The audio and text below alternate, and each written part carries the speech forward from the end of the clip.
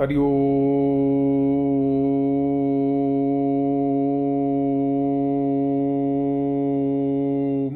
ओम पूर्णमद पूर्णमिदं पूर्णात् पूर्णम् उदच्यते पूर्णस्य पूर्णमादाय पूर्णमेवावशिष्यते। ओम शांति शांति शांति। Good evening everyone. Myself Santosh Chaube. Today we shall discuss a very important topic, and the name of the topic is increasing hatred between two major community of India, Hindu and Muslims. Bharat के दो मुख्य संप्रदाय हिंदू और मुस्लिमों के बीच में समय के साथ में क्यों यह खाई बढ़ती चली जा रही है। देखिए, जहाँ तक हमारे इस हिंदुस्तान या भारत की बात है तो यहाँ पे 7 मुख्य धर्मावलंबी रहते हैं। दुनिया की दूसरी सबसे बड़ी आबादी जो लगभग 1 अरब 38 करोड़ के आसपास है, दुनिया की दूसरी सबसे बड़ी आबादी यहाँ पे रहती है। और दुनिया में सबसे अधिक हिंदू धर्म को मानने वाले लोग यहाँ पे रहते हैं। 80% हिंदू यहाँ पे रहते हैं। और यदि हम बात करें पूरी दुनिया की, तो पूरी दुनिया के 95% हिंदू जो है ये भारत में ही रहते हैं। जहाँ तक इस्लाम की बात है तो इस्लाम दुनिया का क्रिश्चियनिटी के बाद दूसरा सबसे बड़ा धर्म है। और यदि हम लोग बात करें नंबर की संख्या के हिसाब से तो दुनिया की लगभग 1/4, बताना चाहता हूँ कि 8 अरब में लगभग 2 अरब जनसंख्या जो है इस्लाम की है, जिसमें 20 करोड़ के आसपास इस्लाम धर्म को मानने वाले लोग भारत में रहते हैं। यदि हम देश के हिसाब से बात करें तो इंडोनेशिया और पाकिस्तान के बाद हिंदुस्तान में तीसरी सबसे बड़ी मुस्लिम की जनसंख्या रहती है। तो देखिए, भारत विविध धर्म का देश है। भारत जो है यह बहुभाषिक देश है, बहुसांस्कृतिक देश है। यह अनेक भाषाओं के लोग रहते हैं, या अनेक जो है आपके संस्कृतियों के लोग रहते हैं। लेकिन यह आज की बात नहीं है। जब से इस मुल्क ने होश संभाला है तब से लेकर आज तक या न जाने कितनी आक्रांता है, न जाने कितने आक्रांता यहीं के मिट्टी में रच बस गए, यहीं के होके रह गए। लेकिन भारत में जितने भी धर्मावलंबी रहते हैं उसमें हिंदू और मुस्लिमों के बीच में यह जो नफरत की खाई है यह दिन प्रतिदिन क्यों बढ़ती चली जा रही है। आज की जो हम लोग क्लास का मुद्दा रहेगा यही रहेगा। देखो, मैं आपको बताना चाहता हूं कि कोई भी परिवार हो, कोई भी राष्ट्र हो, कोई भी समाज हो, जब उस समाज में, जब उस राष्ट्र में, जब उस परिवार में शिक्षा का स्तर बढ़ता है, आर्थिक समृद्धि में वृद्धि होती है, लोग जो है तार्किक रूप से अधिक वैज्ञानिक हो जाते हैं, तो उनके बीच में जो भी विवाद है, जो डिस्प्यूट है, जो कंट्रोवर्सी है, वो गाहे बगाहे हो जाती है, वो अलग सी बात है। लेकिन वो धीरे धीरे समाप्त होती चली जाती है और परिवार में प्रेम बढ़ता है, परिवार में जो है भाईचारा की वृद्धि होती है। लेकिन अगर हम भारत में हिंदू मुस्लिमों के बीच में बात करें तो भारत में शिक्षा का स्तर बढ़ा, भारत में दोनों संप्रदायों के बीच में शिक्षा का स्तर बढ़ा है, भारत में दोनों संप्रदाय के आर्थिक सामर्थ्य में वृद्धि हुई है, भारत के दोनों संप्रदायों ने बहुत तरक्की की है। दोनों संप्रदाय में जो है वह लोगों की बात कहेंगे तो लोगों के बीच में जो वैज्ञानिक समझ है उसमें वृद्धि हुई है। लेकिन अफसोस की बात है, हिंदू मुस्लिम जो वैमनस्यता है, हिंदू मुस्लिम जो घृणा है, जो हिंदू मुस्लिम नफरत है, यह नफरत कम होने का नाम ही नहीं लेती। तो इसके पीछे कौन जिम्मेवार है? आखिर कारण क्या है? क्या इसके पीछे धर्म जिम्मेवार है? इसके पीछे लोगों की सोच जिम्मेवार है? लोगों की राजनीति जिम्मेवार है, या कुछ और है, या फिर इतिहास के जो कुछ दर्द है वो इसके लिए जिम्मेवार है?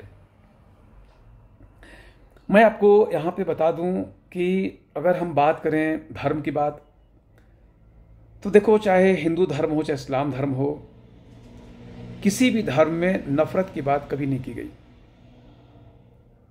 सारे धर्म एक ही बात करते हैं, प्रेम से रहो, सुकून से रहो, दूसरों से मोहब्बत करो, पूरा संसार तुम्हारा परिवार है। धर्म मानने के अलग अलग तरीके हैं, लेकिन सब धर्म का विपरीत एक ही है। सारे धर्म के लोग यही बातें करते हैं। तो धर्म के कारण से कोई भी नफरत हिंदू मुस्लिमों के बीच में बिल्कुल नहीं है। हाँ, ये एक अलग बात है कि हिंदू धर्म के जो लोग मानने वाले हैं, इस्लाम धर्म को जो मानने वाले लोग हैं, उनकी धर्म मानने का तरीका, उनकी खान पान का तरीका, उनके पढ़ावे ओढ़ावे का तरीका, उनके जो है रीति रिवाज हैं, परंपराएं हैं, सब अलग अलग है। लेकिन सभी धर्म का जो अभिप्राय है, सभी धर्म का जो उद्देश्य है, वह मानव मात्र का कल्याण करना ही है। तो सबसे पहले मैं बताना चाहता हूं कि निश्चित रूप से धर्म के कारण से यहाँ पर कोई बुराई नहीं है, धर्म के कारण से कोई नफरत नहीं है। दूसरी बात, यदि हम बात करें समझ के बारे में कि क्या लोगों की समझ में कहीं दिक्कत है, क्या परेशानी है, क्या आप समझ लो कि जब इस्लाम भारत में पहली बार आया, वहां से लेकर अगर हम लोग यहाँ तक बात करें तो इस्लाम धर्म को मानने वाले लोगों ने भी भारत में लगभग 1500 साल का सफर तय किया है। और जब से भारत में केंद्रीय सत्ता के रूप में इस्लाम के लोग स्थापित हुए, वहां से बात करें तो 600 सालों तक हिंदू मुसलमान 2 रेल की समानांतर पटरियों के होने के बावजूद प्रेम भाव से रहते आए। दोनों ने एक दूसरों के पर्व त्योहारों पर दूसरों को गले लगाया, उसमें उन्होंने बढ़ चढ़कर शिरकत की। हिंदुओं ने मुस्लिमों के ईद बकरीद त्योहारों पर खुशियां मनाई, मुस्लिमों ने होली दीपावली पर खुशियां मनाई। तो सवाल यहाँ पर देखो, धर्म के कारण से कोई दिक्कत नहीं है, लोगों की सोच में कोई प्रॉब्लम समस्या नहीं है। फिर अगला आता है कि क्या इसका कारण ऐतिहासिक है क्या? तो मैं इसको इतिहास में लेके चलना चाहता हूं कि अगर इतिहास में बात करोगे तो सबसे पहले भारत में अगर सनातन धर्म तो यहाँ पर पहले से उपस्थित था, उसी से हिंदू धर्म पैदा हुआ। इस्लाम की बात भी करोगे तो इस्लाम को मानने वाले लोग जो हैं सबसे पहले भारत में 650 ईस्वी के आसपास आए, क्योंकि केरल का एक चेरामन मस्जिद जो भारत का सबसे पुराना मस्जिद है वो 650 ईस्वी के आसपास का है। वे अरब के लोग व्यापारी के रूप में भारत में आए थे, उन्होंने इस्लाम धर्म को मानने के लिए यहाँ पे उन्होंने मस्जिदें बनाई। भारत में हिंदुओं ने इसका कोई विरोध नहीं किया। फिर वे आक्रांता के रूप में आए। 712 में मोहम्मद बिन कासिम ने एक आक्रांता के रूप में, एक लुटेरे के रूप में भारत पर आक्रमण किया। इसके बाद अरबों के बाद भारत में हम लोग देखते हैं कि जो अफ़गानी लोग हैं, मतलब गजनी लोग, इसी प्रकार से घूर लोग, तो गोरी वंश के लोग, गजनी वंश के लोग, उन्होंने भारत पर आक्रमण किया। साथ ही साथ भारत में खिलजी वंश, भारत में जो है तुगलक वंश, भारत में जो है सैयद वंश, इन सारे वंशों ने राज किए। और सबसे लंबा जो राज्य रहा वो आपको मुगलों का रहा। तो इतिहास में देखा जाए तो इतिहास में हिंदू मुस्लिमों के नाम पर, धर्म के नाम पर कभी कोई इस प्रकार की बातें नहीं हुई। लेकिन सबसे पहली बार अगर हम बात करें कि हिंदू मुस्लिमों के बीच में जो दंगा हुआ वो किस प्रकार से हुआ है, तो शायद आपको ये बात समझ में आएगी कि यह जो हिंदू मुस्लिमों के बीच में बढ़ती हुई नफरत है, यह क्यों है। सबसे पहला भारत में दंगा हुआ था 1714 ईस्वी में गुजरात में। और इस दंगे का कारण बता दो, दंगे का कारण यह है कि एक हिंदू ने एक मुस्लिम के घर के सामने होलिका दहन कर दिया था। इन रिटेलिएशन, प्रतिरोध में, विरोध में उस मुस्लिम धर्म के मानने वाले व्यक्ति का एक बेटा था, उसने क्या किया, उसने गाय की बलि दे दी। और जब गाय की बलि दी तो वहाँ पर जो भी हिंदू लोग थे उन्होंने इसको बड़ा ही उन्होंने इसको माना कि उनके धर्म के आधार पर यह कुठाराघात है। और वहाँ के लोगों ने एक, मैं कहना चाहूँगा कि संगठन बनाया और उन्होंने वहाँ पर जो मुस्लिम धर्म के लोग थे उनके साथ में वहाँ पे दंगे फसाद हुए। और उसके बाद फिर इस्लाम धर्म के जो मानने वाले लोग थे उनको अफगानियों की सहायता मिली, फिर हिंदुओं पर जुल्म ढाए गए। तो भारत में पहला जो दंगा हुआ गुजरात में 1714 में हुआ था, फिर 1715 का दंगा हुआ। और मैं बताना चाहता हूँ 2002 के दंगे के पहले तक गुजरात के गुजरात में कुल 11 दंगे हो चुके थे। दूसरा बताना चाहूँगा मैं आपको कि भारत में गुजरात दंगे के बाद जो दूसरा दंगा हुआ है वह दंगा हुआ आपको 1893 में, और ये बॉम्बे में हुआ था दंगा। बॉम्बे का मतलब आज का महाराष्ट्र है। हालांकि बॉम्बे उस समय गुजरात भी बॉम्बे ही था, गुजरात कोई राज नहीं था। तो दूसरा दंगा भी बॉम्बे में हुआ। तो अभी मैं बताना देखो चाहता हूं कि ये जो दंगे हो रहे थे, इन दंगों के पीछे कोई वजह नहीं थी। वजह वहाँ के जो लोकल लोग थे, उनकी लोकल लोगों के बीच में एक दो ऐसे लोग पैदा हो जाते हैं जिनकी सोच जो होती है वो जो है धर्म के हिसाब से नहीं होती, बल्कि वो अपने कुछ न किसी निहित स्वार्थ के लिए इस प्रकार के कार्य करते हैं। भारत में हिंदू मुस्लिम के जो दंगे हैं वो दंगे आपके फिर वहां से भी दंगे जो है बढ़ने लगे। अब मैं आपको बताना चाहूंगा कि आखिर भारत में दंगों के बढ़ने के कारण 1715 में पहला दंगा हुआ, फिर इसके बाद लगभग 150 साल हुआ तब जाकर के एक दंगा हुआ 1893 में। फिर इसके बाद तो जैसे दंगों की बौछार हो गई, लगातार दंगे होते रहे। आखिर इन दंगों का कारण क्या था? देखिए, 1857 की जो क्रांति हुई, इसके पहले अंग्रेजों की सोच यही थी कि इस्लाम धर्म को मानने वाले लोग जो हैं वो हिंदुओं के साथ नहीं हैं। उनकी सोच अलग है, उनकी समझ अलग है, उनकी संस्कृति अलग है, उनकी विचारधारा अलग है, उनका राजनीतिक हित अलग है। लेकिन जब 1857 की क्रांति में हिंदू मुस्लिमों ने साथ मिलकर के अंग्रेजों की मुखालफत की, तो अंग्रेजों को ये बात समझ में आ गई कि हमें हिंदू और मुस्लिमों के बीच में कोई ना कोई ऐसे बीज बोने होंगे, और वो बीज नफरत की होनी चाहिए, और ये बीज ऐसी होनी चाहिए जिसका पेड़ जैसे से बड़ा हो वैसे वैसे और जहरीला होता चला जाए। 1857 की क्रांति के बाद जब 1871 में अंग्रेजों ने भारत में पहला उन्होंने जनगणना कराई, उस जनगणना के आधार पर उन्होंने मुस्लिमों को बताया कि आपकी जनसंख्या जो है पूरे भारत में केवल 25% है, जबकि 75% में लगभग हिंदू लोग हैं। और अगर कल के दिन हम लोग यह देश छोड़ के चले गए तो आप अभी तक यहाँ पे राज करते रहे हो। इस्लाम के लोगों के राज की जगह पर हिंदुओं का राज्य होगा। आपके बच्चों का भविष्य जो है खतरे में पड़ जाएगा। और साथ ही साथ उन्होंने 1900 ईस्वी के आसपास में उन्होंने एक आंकड़ा जारी किया, जिस आंकड़े में उन्होंने ये बताया कि भारत में ग्रेजुएट की जो संख्या है वह हिंदुओं में लगभग 4000 के आसपास है, जबकि मुसलमानों में यह संख्या मात्र 47 है। अंग्रेजों ने जो मुस्लिम नेता थे उनको समझाना शुरू कर दिया कि आज नहीं कल हम भारत छोड़ के चले जाएंगे, और जब चले जाएंगे तो निश्चित रूप से हिंदुओं का राज्य हो जाएगा। सरकारी नौकरियों की बात करें, व्यवसाय की बात करें, जमींदारी की बात करें, हर जगह पर हिंदू काबिज हो जाएंगे और आप यहाँ पर दोयम दर्जे का नागरिक बन के रह जाओगे। आपके लोगों का हित है वो बाधित हो जाएगा। इसलिए ज़रूरत इस बात की है कि आप भी अपने हितों की लड़ाई लड़ो। और मैं बताना चाहता हूँ कि मुस्लिमों को इस प्रकार से जब अंग्रेजों ने समझाना शुरू कर दिया तो 1906 में जो मुस्लिम लीडर थे, खास करके आगा खान के बारे में बता दूं आपको, एक ऐसे व्यक्ति थे जो मोहम्मद साहब के परिवार से आते थे, और उन पर बड़ा लोगों का इस्लाम के लोगों का बड़ा विश्वास था। इतना विश्वास था समझ लो कि जो वह बाथरूम में पानी में से नहाते थे, जहाज़ों में पानी जाता था, लोग उसको बड़ा पवित्र मान करके उसको प्रसाद के रूप में लेते थे। लेकिन वह आगा खान को इस्लाम से कोई लेना देना नहीं था। उस आगा खान ने मुस्लिमों को समझाना शुरू कर दिया कि मैं आपका रहनुमा हूँ, मैं आपका हिमायती हूँ, और अगर आपने आज नहीं चेता तो आगे आने वाले समय में आपके लिए बड़ी मुश्किल समय होगा।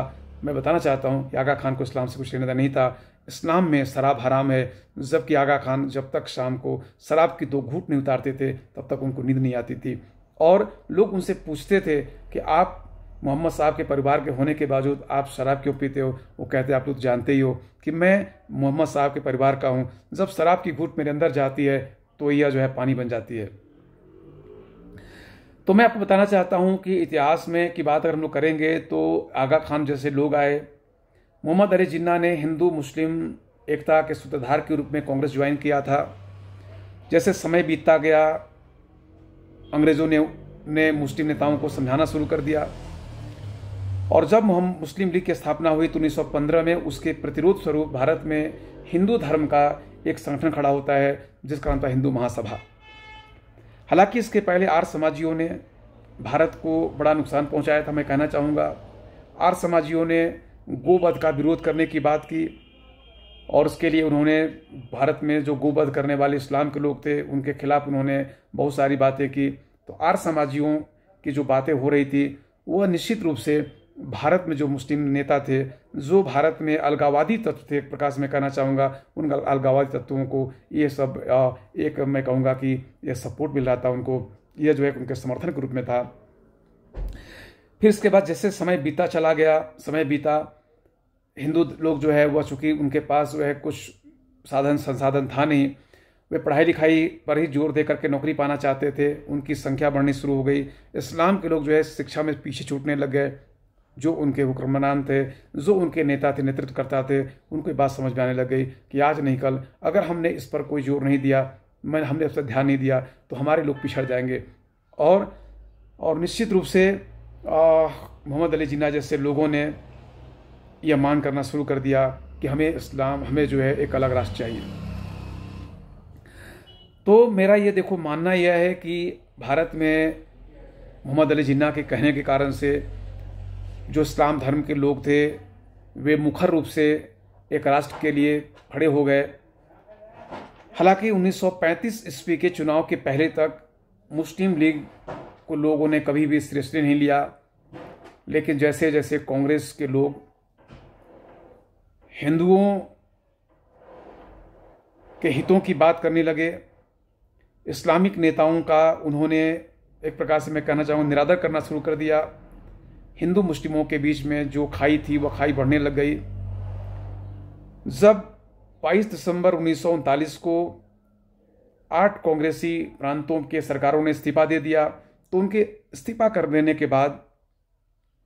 के बाद मुस्लिमों ने जब मुक्ति दिवस मनाया तो इसे हिंदू लोगों ने बड़ी बुरी तरीके से लिया।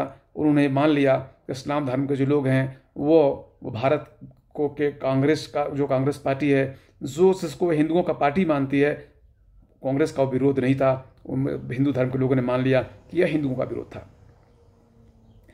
इसी प्रकार से जब आपको 16 अगस्त 1946 को बंगाल में डायरेक्ट एक्शन डे मनाया गया, बहुत सारे हिंदू लोग वहाँ पे मारे गए, तो हिंदू मुस्लिमों के बीच की जो ये खाई थी बढ़ने लग गई। और जब 3 जून का माउंटबेटन प्लान आया और यह हुआ कि पाकिस्तान बनेगा, तो यह जो खाई थी यह और बढ़ी और उसके बाद यहाँ पर दंगे हो गए। मैं बताना चाहूँगा कि पार्टीशन में लगभग 10 लाख लोग मारे गए थे।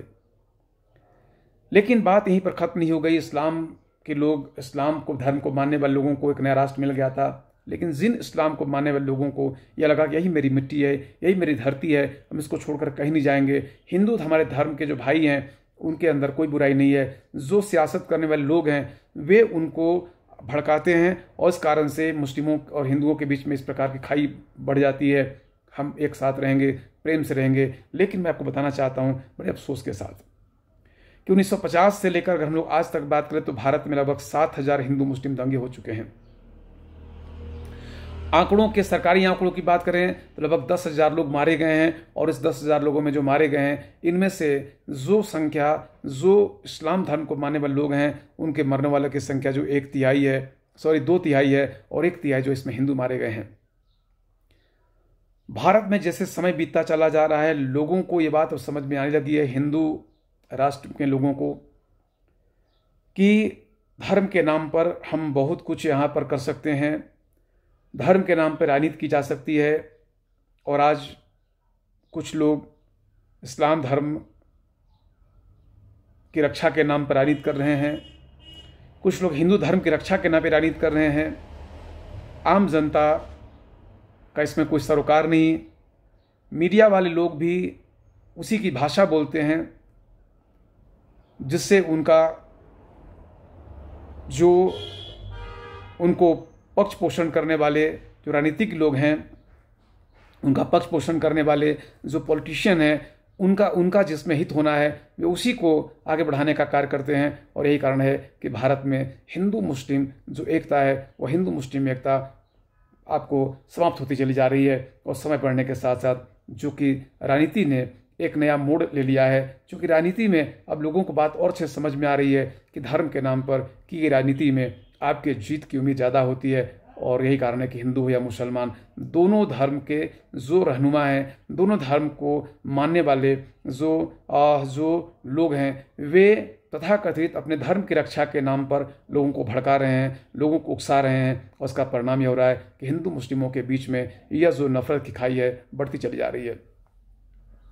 मैं आप लोगों से ये बताना चाहता हूँ कि मुझे बड़ा ही तकलीफ होती, बड़ा दुख होता है कि धर्म तो हम लोगों ने बनाया, जातियाँ भी हम लोगों ने बनाई, लेकिन धर्म और जातियों के नाम पर आज हम जिस तरह से एक दूसरे से लड़ रहे हैं, जिस तरह से हम एक दूसरे के ऊपर जो है आरोप प्रत्यारोप कर रहे हैं, निश्चित रूप से ये आरोप प्रत्यारोप हमारे जीवन के जो मूल्य है उन मूल्य को हरास कर रहा है, या हमारे जीवन रस को पी रहा है। और यदि हमने इसको रोकने की कोशिश नहीं की तो आने वाला जो समय होगा और भी भयावह हो जाएगा। मेरे भाइयों, मेरी बहनों, मैं आप लोगों से अनुरोध करना चाहता हूँ, आपसे विनती करना चाहता हूँ कि वे लोग जो हिंदू मुस्लिम एकता की बात करते हैं, आप उनके साथ खड़े होइए। आप उनके साथ बिल्कुल खड़े ना होइए जो हिंदू और मुसलमानों को धर्म के नाम पर लड़ाने की कोशिश कर रहे हैं। इतिहास गवाह है, हिंदू मुस्लिमों ने धर्म के नाम पर कोई लड़ाई नहीं लड़ी, लेकिन जब से सियासत शुरू हुई, अंग्रेजों ने सियासत स्टार्ट कराई, और जब से सियासत शुरू हुई, सियासत के कारण से आज हिंदू मुसलमान जो दो नदी के किनारे की तरह हो चुके हैं। ऐसा लगता है कि जैसे उनका मिलन संभव ही नहीं है। लेकिन मैं कहना चाहता हूँ, कोई भी नदी चाहे जितनी गहरी हो, चाहे जितनी चौड़ी हो, उसको एक दिन समंदर में जाकर मिलना है। तो हम लोग एक समंदर बनाएं जिसमें हिंदू और इस्लाम दोनों धर्म को मानने वाले लोग उस समंदर में जाकर के एक साथ मिल जाएं, क्योंकि इसी में हमारे मुल्क का भला है, इसी में हमारा भला है। और यदि हम लोग धर्म के नाम पर इसी प्रकार से आपस में एक दूसरे के खिलाफ नफरत का बीज बोते रहेंगे तो मैं कहना चाहूँगा इसका जो फल होगा और भी कड़वा होगा, और आने वाली हमारी जो संतति होगी वह समाप्त हो जाएगी। मैं एक कविता के माध्यम से इस बात को पूरी करना चाहता हूँ कि रोशन करने वाले चिरागों को तूफानों से बचाया जाना चाहिए। कश्मीर की वादियों में संगीने नहीं, फिर से केसर उगाया जाना चाहिए। बहुत बढ़ चुकी है धरती, बंटवारे के सिद्धांत जलाए जाने चाहिए, बंटवारे के सिद्धांत जलाए जाने चाहिए। मंदिर मस्जिद के बेजान दीवारों के लिए कब तक निरीहों के सर यूं ही कटते रहेंगे? जात पात की जंग में कब तक श्री राम यूं ही जलते रहेंगे? धर्म के ठेकेदारों के लिए भी अब कोई सबब होना चाहिए। बहुत बढ़ चुकी है धरती, अब बंटवारे के सिद्धांत जलाए जाने चाहिए, अब बंटवारे के सिद्धांत जलाए जाने चाहिए। गीता, बाइबल या हो कुरान, सब करें प्रेम और शांति का आह्वान। रो रो कर कहती मानवता, कहाँ खोती जा रही मेरी पहचान। अब सत्ता के शीर्ष पर बैठे हुए सियासी भेड़ियों के लिए भी कोई सबब होना चाहिए। बहुत जल चुकी है धरती, अब बंटवारे के सिद्धांत जलाए जाने चाहिए, अब बंटवारे के सिद्धांत जलाना चाहिए। Thank you very much everyone, thank you so much. मेरी तबीयत अभी भी थोड़ी ठीक नहीं है, तो इस कारण से मैं आज का वीडियो जो है बस मैं ऐसे ही डाल दिया, क्योंकि मैं कंटिन्यूटी में रहना चाहता हूँ, आप लोगों से रूबरू रहना चाहता हूँ। तो thank you very much, thank you so much, नमस्ते।